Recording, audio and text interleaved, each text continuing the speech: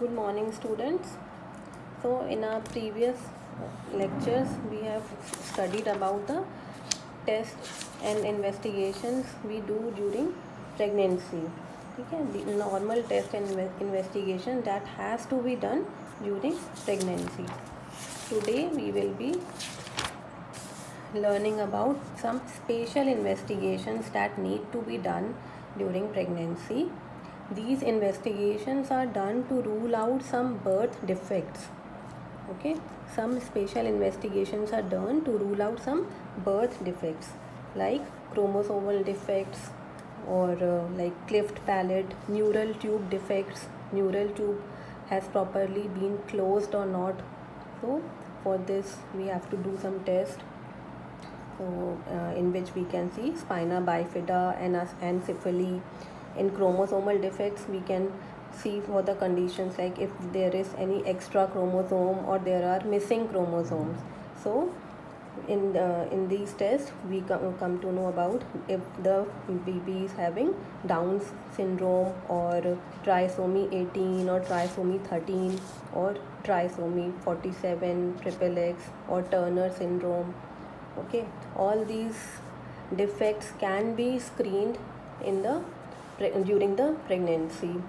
So the female is able to then decide whether she wants to continue with the pregnancy or she wants to terminate the pregnancy. So for that we need to do some tests.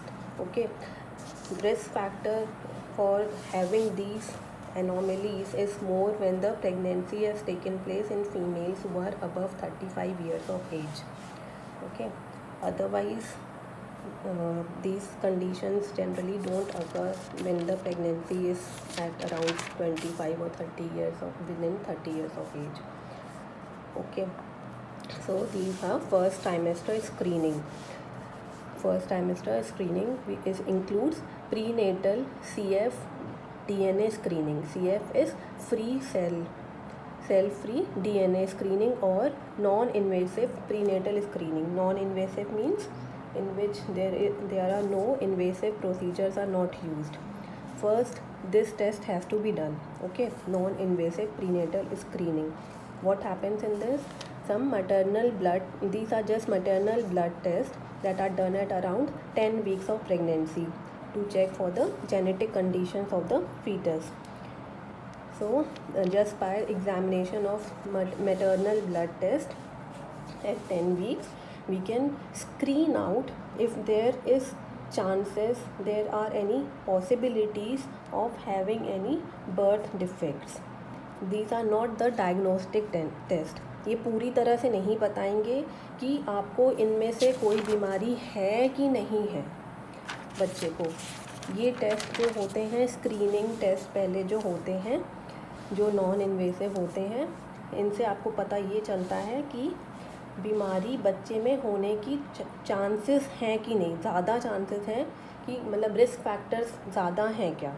बस अगर इसमें maternal protein levels को check होते हैं test में, जो pregnancy के time पे ब्लड में प्रोटीन लेवल्स इंक्रीज़ हो जाते हैं मदर के, तो उन प्रोटीन लेवल्स के अकॉर्डिंग जो है चेक किया जाता है कि कोई बर्थ डिफेक्ट्स हो सकता है कि नहीं. तो सिंपली ये बता सकते हैं कि रिस्क फैक्टर ज़्यादा है कि नहीं, रिस्क फैक्टर ज़्यादा है या फिर रिस्क फैक्टर लो है ये डिफेक्ट्स होने के.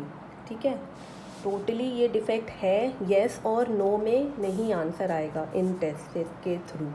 ठीक है, फिर अगर इन टेस्ट में रिस्क इफ़ेक्ट ज़्यादा होते हैं, ये जब लेवल्स जो हैं अल्फ़ा प्रोटीन्स के लेवल्स जो हैं वो एबनॉर्मल आते हैं, तब उन केसेस में हम लोग इन्वेसिव प्रोसीजर्स करते हैं रूल आउट करने के लिए कि क्या डिफेक्ट है बेबी में. ठीक है, टिल देन जो है पहले यही प्रोसीजर्स किए जाते हैं. नॉन इन्वेसिव प्रीनेटल स्क्रीनिंग होती है, इसमें आता है आपका maternal serum alpha feto protein. इसमें जो है टेस्ट करते हैं डिफरेंट प्रोटीन लेवल्स का मदर के ब्लड से. ठीक है, to rule out some defects. These are not diagnostic test. Okay, तो ये जो फर्स्ट ट्राइमेस्टर में स्क्रीनिंग होती है ये बेसिकली 11 to 14 वीक्स के आसपास किया जाता है। ठीक है, to for blood levels of pregnancy associated plasma protein A और एंड फ्री और टोटल HCG लेवल्स, ये सब लेवल्स चेक किए जाते हैं बॉडी में, जिससे पता चलता है कि कोई डिफेक्ट तो नहीं है और आ रहा है। इनके लेवल्स अगर ऑल्टर होते हैं, ज़्यादा हैं तो अलग डिफेक्ट्स हैं, कम है तो अलग डिफेक्ट्स हैं। ठीक है, फिर एक अल्ट्रासाउंड किया जाता है। ये भी अल्ट्रासाउंड भी जो है नॉन इन्वेसिव प्रोसीजर होता है कि लाइक इसमें बॉडी में आपके कोई चीज़ अंदर डाल के कोई प्रोसीजर नहीं हो रहा है, तो उसको नॉन इन्वेसिव कहते हैं। ठीक है, तो अल्ट्रासाउंड तो ऊपर से ही होता है।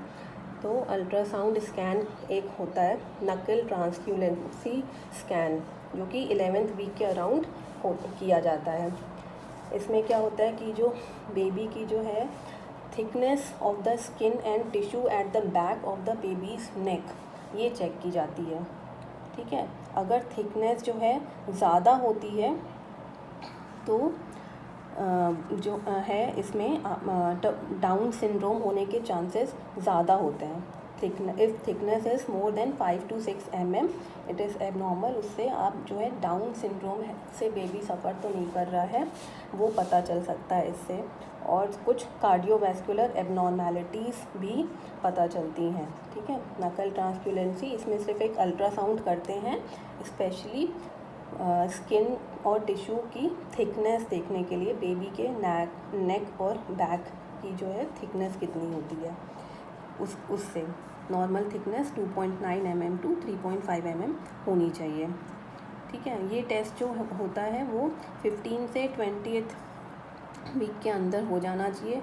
20.6 वीक्स के बाद ये सब टेस्ट नहीं हो पाते हैं, क्योंकि उसके बाद अगर इफ़ इन केस कुछ भी आता भी है तो अबॉर्शन करना लीगली अलाउड नहीं है।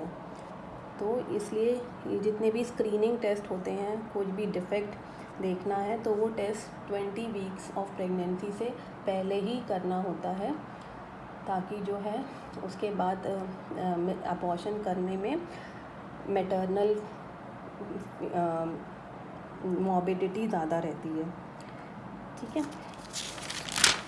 फिर क्या है, तो ये जो अर्ली टाइम पे जो है 10th-11th वीक के आसपास ये सारे हम लोग स्क्रीनिंग टेस्ट कर लेते हैं। अगर इससे जो है डाउन सिंड्रोम या बाकी टेस्ट का के पता चलता है।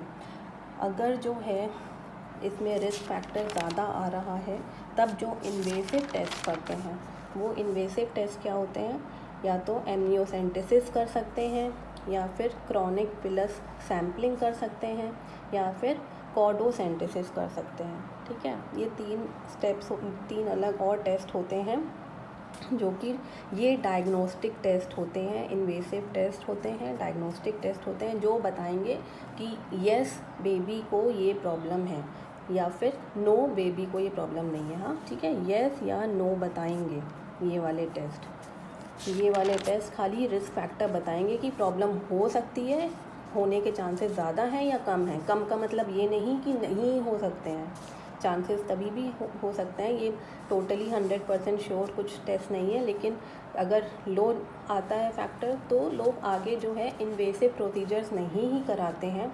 अगर रिस्क फैक्टर हाई आता है तब तो इन्वेसिव प्रोसीजर्स कराते हैं। ठीक है, क्योंकि ये इन्वेसिव प्रोसीजर्स चाहे 1% ही सही, कहीं ना कहीं बेबी को हार्म कर सकता है। और जितने भी ये सारे टेस्ट हैं, सब कराने के बाद भी कोई डॉक्टर नहीं कह सकता कि 100% श्योर हो के कि आपके बेबी को कोई जेनेटिक प्रॉब्लम नहीं होएगी, क्योंकि सारे टेस्ट नहीं इंक्लूड करते हैं हर एक प्रॉब्लम।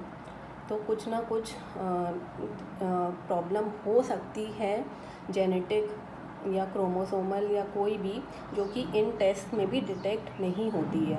तो unless and until the baby is born कोई भी डॉक्टर 100% गारंटी नहीं दे सकता है, चाहे ये सारे टेस्ट करा भी लें तो भी, कि बेबी को कोई भी क्रोमोसोमल डिफेक्ट नहीं होगा। ओके, तो अब इसमें आते हैं एमनियोसेंटेसिस। एमनियोसेंटेसिस क्या होता है? ये एक इन्वेसिव प्रोसीजर है जिसमें जो है amniotic fluid is removed from the uterus for testing. ठीक है, तो 15 से 20 वीक्स के आसपास किया जाता है। इसमें 20 से 30 ml एमनियोटिक फ्लूइड निकाला जाता है बॉडी से। इसमें बेसिकली करते क्या है कि मदर को जो है